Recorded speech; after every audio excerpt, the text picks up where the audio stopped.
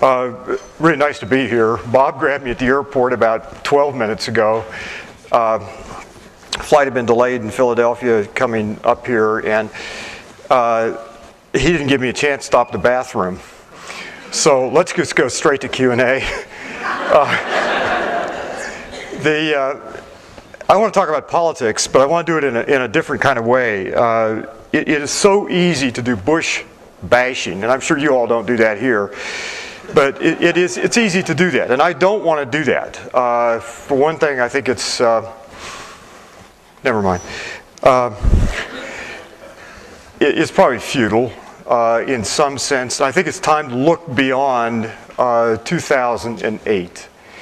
There's going to be a lot of damage to undo and a lot of work to do, and I want to explain that. But I want to do a different kind of talk. But I want to start with one of the great things about being old now is got grandkids.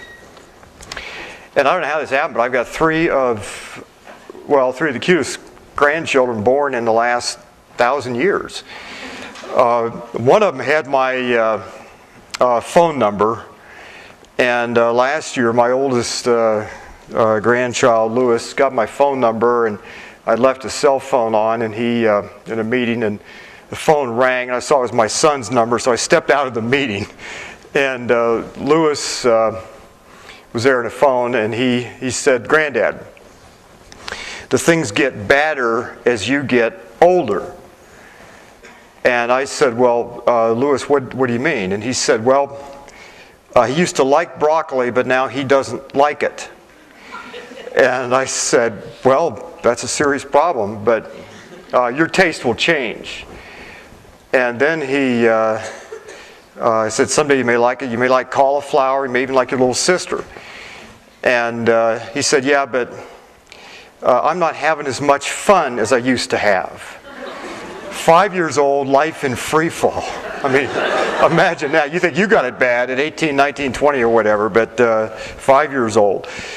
One of the difficulties we have, it seems to me, all of us in this movement, is to keep our morale up and to see what needs to be seen and the work that needs to be done and climate change and so forth. So I want to talk about that kind of thing, but I want to talk about edges. And I want to put this in a context of we're always at one edge or another, past and future. We're at the edge of life and death. We're at the edge, you all are at the edge of careers and adulthood and so forth, but we're always at an edge. And I want to use edges as the theme. And I want to talk about ecological design in that context and how we respond to a world on the edge. And we've got a couple of masters of design here, and John Todd, and some of you, and Bob. And design is the response. You all have read Schellenberger and Nordhaus's article on environmentalism, and I don't know what the future of environmentalism is or what it will be. I know we have to take environmental things with utmost seriousness, but design is a positive response, it seems to me, to the kind of world or the kind of situation they describe. So without any further comments, let me begin this. I'm the thing standing between you and dinner. Is that right? This is not a good place to be. And this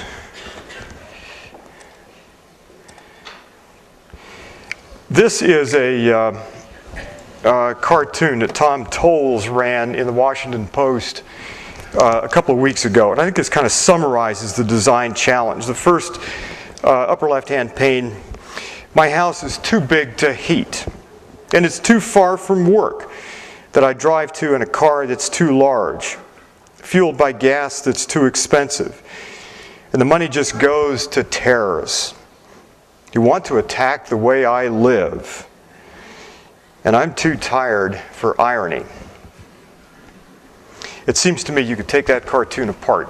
And the fact that you didn't laugh a whole lot, and I don't think Towles intended this to be a real cartoon you laugh at, but you can capture design problems in this. Every one of those panels represents a design problem. And if you take it a little bit further, and as Amory Lovins and Paul Hawken and Hunter Lovins have done, and you look at the design challenges we face, well, it takes 3,200 pounds of waste upstream from the store shelf to put 1 pound of product at the store, and that's likely destined for a landfill. The fossil energy to food ratio is something like 11 to 1 upwards. The highest number I've seen is 70 to 1. So to put 1 calorie on a plate requires the expenditure of 11 to 70 calories of fossil energy. Emory Levin's calculated the cost of security, there's an interesting design problem, at $14,000 per second. And you think about this as a set of problems. Let your eye go down that list. Architecture, engineering, landscape architecture, product design, urban planning, development, policy design, foreign policy, material science, industrial ecology, education, agriculture, forestry, earth system science, politics, ecological design, ecological engineering. You go down all of that list, and those things represent this kind of design revolution. It's everything. It's a remaking of the human presence on the earth. When Tom Towles did that cartoon, he was trying to get at, I think, the totality of what we face. It's a huge thing. It isn't one thing here and another thing there. It is a remaking of everything, everything goes into the human presence on the planet. That is, it beggars the mind to think of how we educate for those kinds of conditions, those kinds of challenges. How do these disciplines talk to each other? How do we inculcate the idea that the world is systems and patterns? This is not a linear kind of mechanical system. That is still deeply embedded in the academy and the way that we teach you. It'll have to change. We'll have to see connections and patterns, and we'll have to begin to understand how we relate in the present to that long-term human future. That's ecological design. Now, edges. Everything you're going to see here in the next 15 or so slides, you know about. The first edge is climate change. This is Time Magazine's version of it. Be worried, be very worried, the editors of Time said. These are two curves that all of you know. This is the left-hand panel, this is the Keeling curve. And David Keeling, shortly before he died, began to conjecture that he was seeing the first smoking gun evidence of runaway climate change, positive feedback in the climate system. It is the annual increment of carbon in the atmosphere had gone up inexplicably, but not tied to, as far as he could tell, the combustion of fossil fuels necessarily. It was a little bit larger than one would have predicted from simply the addition of fossil carbon in the atmosphere. This was vegetative carbon. And he thought that might be the smoking gun sign that climate change was moving into this runaway zone. Other people have recently conjectured in the same way. The panel on the right side here is from an article in that environmental rag called Fortune magazine that was taken from an article and out of a book by Eugene Linden. This is simply the record of mostly climate-related sorts of things, but you can see here in the last few years this spike upwards. And if you take this, you'll see a temperature slide here in just a moment, but if you take this and you say, what are the climate-driven anomalies? Hottest hots, wettest wets, windiest wind conditions, driest dry conditions, and so forth, you can begin to see the climate system destabilizing. We're on an edge. This is a graphic that shows storm tracks of hurricanes from the mid-80s to the mid-90s.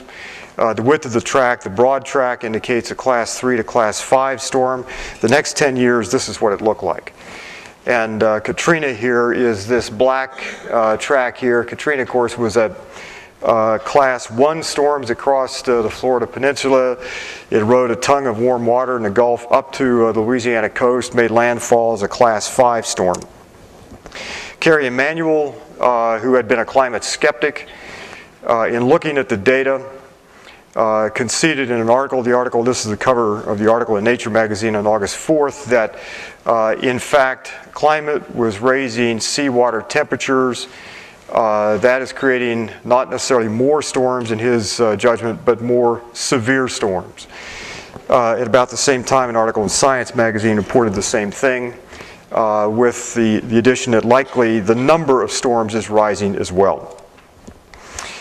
A series of articles in Science, March 24th of this year, talking about sea level rise and the melting of the cryosphere, the North Pole, South Pole, indicated that the melting is occurring much more rapidly than people had anticipated or thought even a year or so before. And the result is rising sea levels, where the IPCC third report in 2001 predicted a sea level rise by the end of the century at about a meter.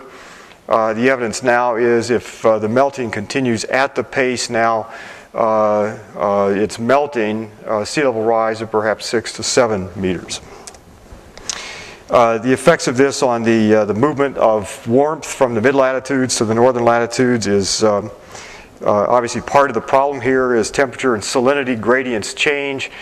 An article in Nature magazine based on science done in Britain showed that the North Atlantic conveyor is slowing perhaps by as much as 30%, or has slowed as much as 30% over the past 20 years. This was IPCC's third report, 2001. This is their temperature projections, and this is 2.5 degrees Fahrenheit warming. This is 10.4 degrees Fahrenheit warming by the end of the century. And then, of course, all hell breaks loose here. I mean, the theory is that you can turn the temperature of the planet up a couple of degrees and nothing else changes. That's not, but that's not the world that we live in. This is likely to change dramatically in the fourth report, which is due out in draft form shortly, in which temperature will be shown, I believe, to be much more sensitive to human forcing than thought up to this point. These are temperature anomalies in 2005, concentrated, of course, at the polar regions. Boil it all down, this is the challenge we face. We've got to disinvent fire. We release from all sources about 8.5 billion tons of carbon. World population now at 6.4 billion. But we've got to get to a world that releases, give or take, about 3 billion tons of carbon, more or less, but world population will rise to 8 to 10. Just round this up to 10 for ease of mathematics. And you see that we in this country, with an affluent population releasing about 5 tons of carbon per person per year, will have to get to down to about 3 tons of carbon per person per year if equitably distributed. This is an edge. And I think we ought to make no mistake about this. This is the edge of catastrophe, and increasingly people who study climate for a living are concluding that the window to avert catastrophe is narrowing. Hasn't closed yet, but it's narrowing. And of all the challenges we face, this is number one. We are at an edge, and we should not make a mistake about it. This is all hands on deck time. This is from the Millennium Ecosystem Assessment Report that came out about a year ago. And when it came out in April of last year, this was, I believe it was page 8 material in the New York Times. Page 1 was Terry Schiavo. The fact that the planet is dying, that was page 8 material that Terry Schiavo was situations being debated by Congress and Bill Frist and so forth. That was page 1. This is what we face. This is a description, I think, of the edge. It isn't global warming. That sounds nice some days here in Vermont, I expect. It sure does in Ohio. It is planetary destabilization. And if you begin to add up everything that we know that sea levels will rise from the thermal expansion of water and melting ice. We know that storm severity will certainly increase, probably the number of storms. Disease and famine will increase as ecosystems change and disease vectors shift. Drought and heat waves will become more likely and will become more severe. Ecosystems will change. A report issued by the US EPA several years ago showed that, in fact, forests in the southeast will be radically altered, if not eliminated, as species shift northward or simply disappear altogether. Coral bleaching now affects about half of the corals on the Earth. Political and economic disorder will occur. We don't compartmentalize the disintegration of nature. That spills over into things that affect us as social, economic variables. And then the World Health Organization, that radical environmental organization, says that already 150,000 people die each year of climate-driven weather events. That's an edge. And this is the most severe challenge to our time. This also is an edge. And this is, what I'm trying to depict here is CO2 levels rising but then eventually falling. And everything on that list are things that we all know to do. We have no organized way, however, as a society, to bring those about in a systematic, smart way in the right sequence. That would require a smart energy policy. Here's the second edge. We're coming to the end of the era of cheap, portable, liquid fossil fuels. The debate is framed around the words peak oil. And this, of course, comes, as all of you know, from Kenneth DeFay's recent work and Colin Campbell, but going back to the work of M. King Hubbert, the famous petroleum geologist in 1950, did his work between the 1930s and 1960s. But M. King Hubbert predicted in 1957 that U.S. oil, not production, but extraction, would peak in about the year 1970, and it did. Here's the problem we face. When you look at that methodology, apply it to known reserves now, we're coming to a peak, but world population continues to increase. The ratio of discovery to consumption is now 5 to 1 in deficit. And this means that this is also a kind of an edge as well, because we know that world demand will continue to rise, and we'll sell Buicks to the Chinese, but fight the Chinese for liquid fuels. And as production or extraction declines, then we see lots of other things beginning to happen that we don't like. Inflation, unemployment, wars, turmoil, instability, and so forth. Here's the third edge. We stand on the edge, I think perilously close to becoming a plutocracy. And without bashing President Bush, stopped this slide at 2000. But by 2000, what we were seeing is the largest transfer of wealth from the poor and middle classes to the upper class.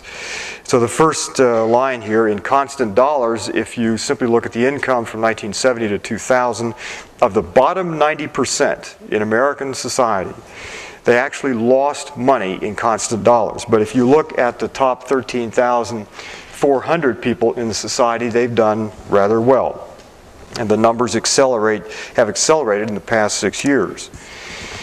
Tax cuts for millionaires are being paid for, that's that column, being paid for by cuts in discretionary programs, education, health, and environment. Tax cuts for the top 1%, again, the red column here, exceed the budget for Homeland Security, education, and Veterans Affairs.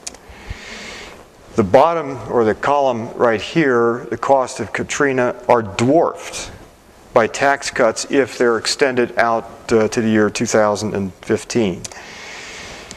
This is the world, and this is an edge we face. This is simply budget deficits over succeeding presidencies. The blue are the Democrats, and the red are Republicans, the fiscal conservatives. If you extend this out a little further, this is what you see. This is from the Congressional Budget Office. This is as authoritative as budget information gets.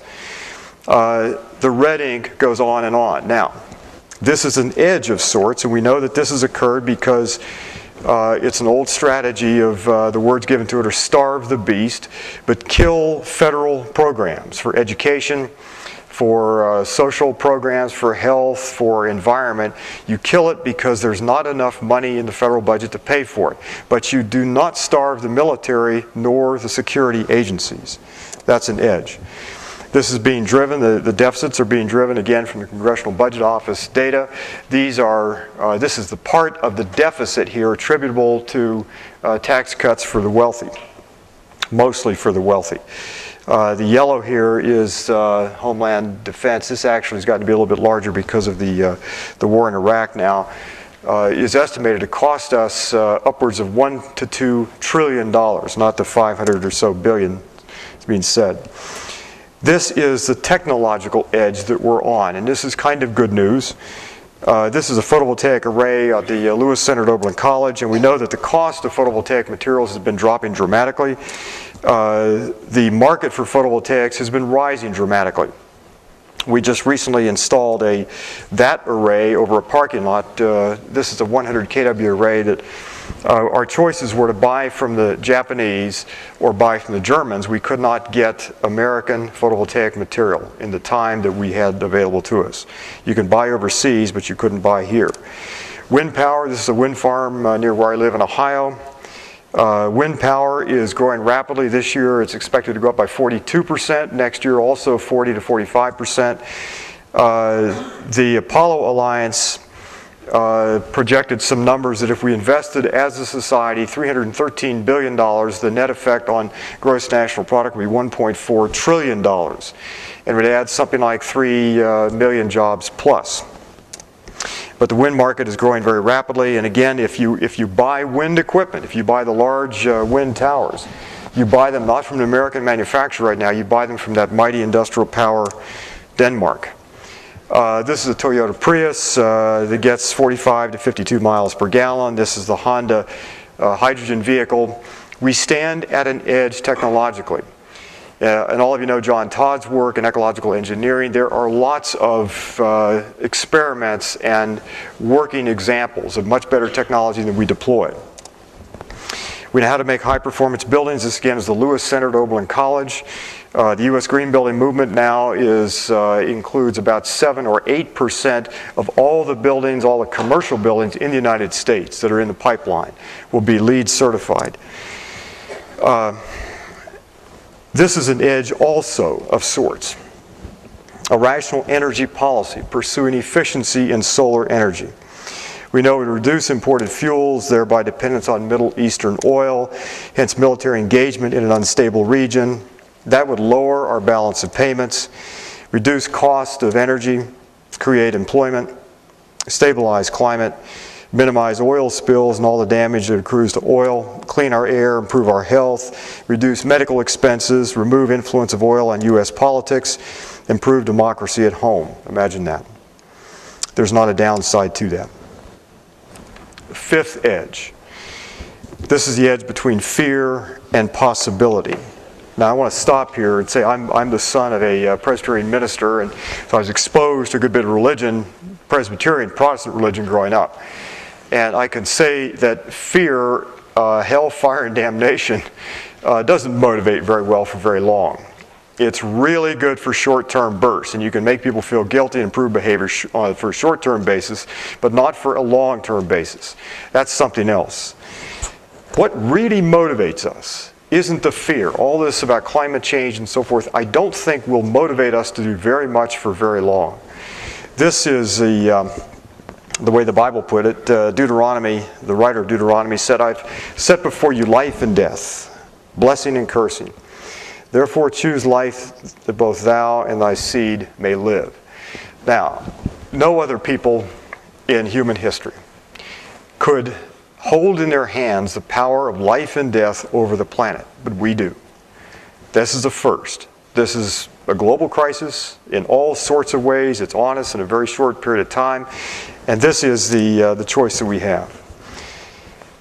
There are two iconic images of our time. This is the one that's been on our mind.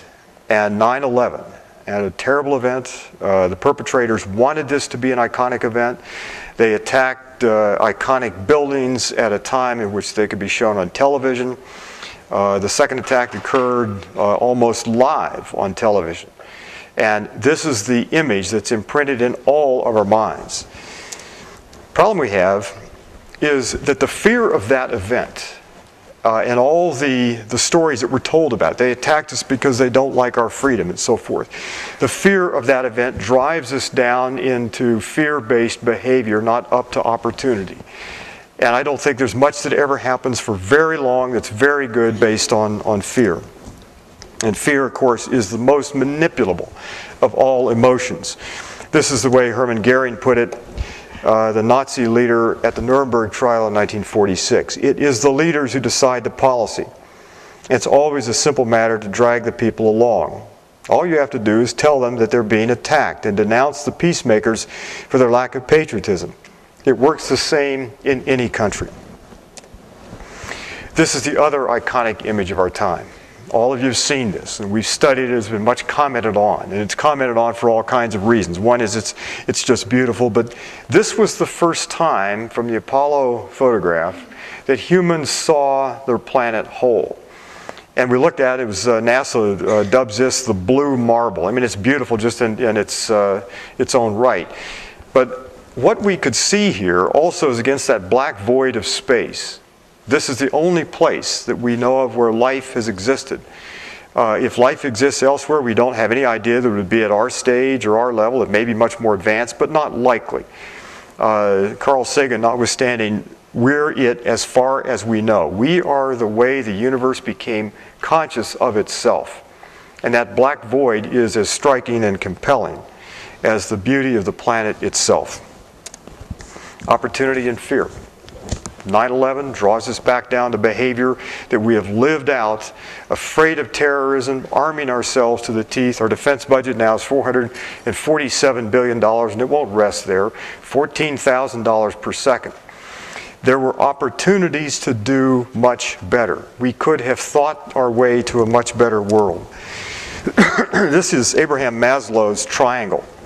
And Abraham Maslow, this is not quite what Maslow envisioned, but it's my version of it.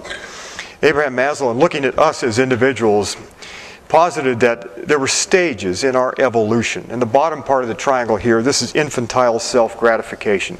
This is where we all start out. And then the question is, if we can move through stages and acquire self-mastery and self-discipline and self-esteem, and we might finally get after some effort to what he called actualization. It's be all you can be. It's the flowering of our capabilities as people. And then after thinking about this for a while, late in his career, Maslow posited yet a sixth stage. I've only got 4 here, but he posited a stage beyond the first 5 that he had originally theorized about. And this was transcendence. This is where we become genuinely transcendent people, and all of us have that capability. It is to become kind of like a Martin Luther King or a Gandhi or Mother Teresa. It's where we gradually go from I and mine, that state of infantile self-gratification, up to a stage where we begin to see our collective interests. And if we go far enough, we can transcend our own peculiar interests.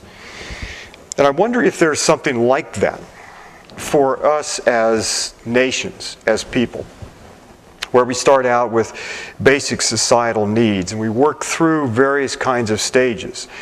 And those stages have got to be completed probably for the same logic at the individual level that Maslow described to get to democracy and equity. But finally we get to a point where we begin to build a global equity and a global community. We see ourselves as part of a much larger enterprise. And we go from maybe common ground to higher ground. We see that our fate on the planet is all one. This would be a change and moving toward opportunity. If that is to be realized, here are some thoughts about design and this design revolution, design on the edge. If this is to work, environment isn't just another thing on a list. It is the item, the linchpin that connects every other thing on that list. Get environment wrong, eventually you get security wrong, you get economy wrong, you get equity wrong, and you get health wrong. And it's a complicated thing. I've just been reading Michael Pollan's book, The Omnivore's Dilemma, and he describes a farm in Virginia, Joel Salatin's farm. Very complicated farm operation, and Salatin has thought out everything from the subsoil to the way nutrients are cycled through the farm, and a 100-acre farm that is remarkably fecund. Environment is the linchpin, but it required a detailed understanding of how ecosystems work and how all the little critters work and how they work together.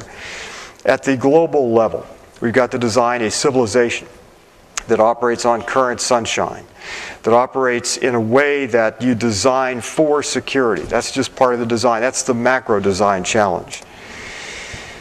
The issues here of sustainability. Sometimes we talk about sustainability. I think this is part of what Nordhaus and Schellenberger were getting at in their article on the death of environmentalism.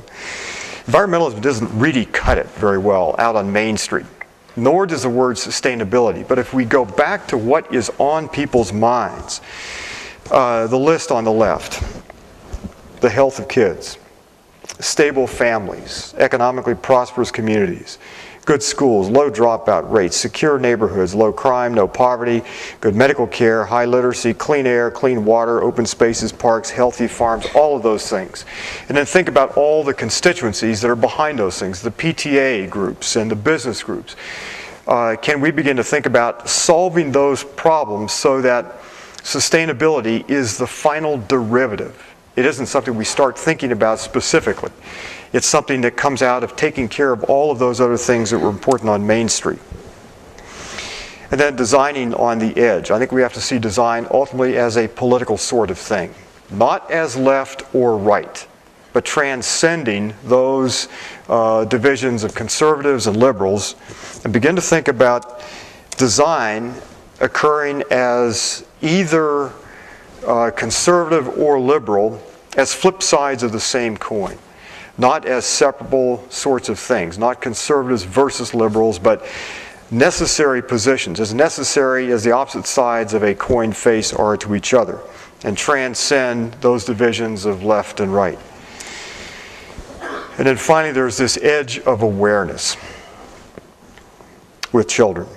Richard Lou's book, The Last Child in the Woods, I think is one of the finest books on the subject that I've read. Very accessible book, but Lou describes how we've moved kids indoors. They're products of television, they're products of the internet. Get them outdoors, get them to experience this love affair with the natural world. How do we design a world so that this edge of awareness, children between ages of 2 and 3 and on up through their teens, fall in love with the natural world? There is a design challenge. Everything else depends on that. We're not likely to save, as Stephen Jay Gould once put it, what we do not love. But that love affair starts early on. That's my grandson. I just had to get him into the picture here somehow. And then finally, there's the edge that divides us as a present generation with future generations. And this is taken, the wording here will be familiar to everybody who knows anything about American history or has read Aldo Leopold or Bill McDonough or any number of other thinkers. No society has the right to alter the Earth's natural cycles or impair the stability, integrity, and beauty of nature, the consequences of which would be a form of intergenerational remote tyranny. And you can recognize that because the tyranny that the founders of this country rebelled against was remote in space. That was a King George across the Atlantic. The tyranny now in our situation is the tyranny we impose on future generations, and that's a very dark shadow. It comes from our energy use, the American way of life, consumption, all sorts of things, over-militarization of the society. And that now casts a very long shadow on future generations. I want to close with two thoughts here. This is from Albert Einstein. Einstein described in these words: a human being is part of a whole, called by us the universe, a part limited in time and space. He experiences himself, his thoughts, feelings as something separate from the rest, a kind of optical delusion of his consciousness. This delusion is a kind of prison for us, restricting us to our personal desires and to affection for a few persons nearest us. Our task must be to free ourselves from this prison by widening our circles of compassion to embrace all living creatures and the whole of nature in its beauty.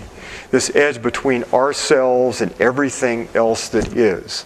And when we get it right, we design a world in which our circles of compassion widen out to include everything else. How do we go from fear to opportunity? Well, I think this is a sea change in the way we think. It's a sea change in the way we educate. It's a sea change in the way we make the human presence in the world, the way we farm, the way we manage forests, the way we build cities, the way we do technology. It's a sea change in everything. And when we get it right, designing for opportunity, not for fear, we'll recognize that, as Aldo Leopold put it, we're citizens in the community of life. We can't avoid that. We are simply members of the biotic community. We're not the dominators and masters of it. We could not be that. We are trustees for all life yet to come, and that is a good conservative principle. Edmund Burke, one of the great conservative thinkers, in his reflections on the revolution in France in 1790, said that we're simply trustees and our job is to pass on an entailed inheritance from the distant past to the distant future. And if Burke simply had known what we know about ecology, he would have included the ecological requisites of that entailed inheritance. Designing on the edge of opportunity recognizes that everything is connected and we'll never understand all those connections. Joel Salatin's description of his farm that Michael Pollan describes in An Omnivore's Dilemma. Salatin knows he gets certain kinds of outcomes from certain kinds of farming practices, but the understanding of what actually happens at the level of soils and animal interactions and all the complex chemistry of the bodies involved is simply beyond us. We know that the world is connected, and we have to honor the connections, but we'll never master them all. And then thirdly or fourthly, we know that violence in all of its forms, violence against nature, violence internationally, domestic violence, is always self-defeating. If there was ever a time that it wasn't, that time is long gone. Now we're in a world where violence in every form becomes self-defeating. And then finally, designing on the edge of opportunity, I think, is partly a spiritual task, but it is hinted at in the etymology of the words we use: whole, health, holy, healing. These words aren't just related by some kind of linguistic accident. They're words that are reflective of a deep meaning. It's a meaning that is embedded in the universe, embedded in our lives, embedded in nature. This is one world. Now, let me close with comments. Bob's challenge here was to talk a little bit about the Schellenberger-Nordhaus. I don't know that environmentalism is dead or should die. The environment won't go away as a problem. The issue is, how do we face it? And the issue, I think, for all of us now is, how do we find hope, not necessarily optimism, but hope, in a world in which the news is often bad. I think we find it by beginning to remake and reshape the human presence in the earth. And that is everything. How we think, how we build, how we provision ourselves with food, energy, water, materials, livelihood, and healthcare. That is a transformation. The good news is it's underway. It's underway all over the earth. The environment now may be dead as a movement of sorts, but the movement to save the earth is not dead. This is like the ecological enlightenment. It's spread all over the planet. H.G. Wells once described our situation in the 1940s, and looking ahead as far as he could think, as a race between education and catastrophe. I think that describes it. It is a race between education and catastrophe. And the kind of education will be a design education, in which we begin to see the parts fitting together in a whole that is vastly beautiful and wonderful and can be sustained in a way that's fair and just and decent. Thank you very much. We've got time for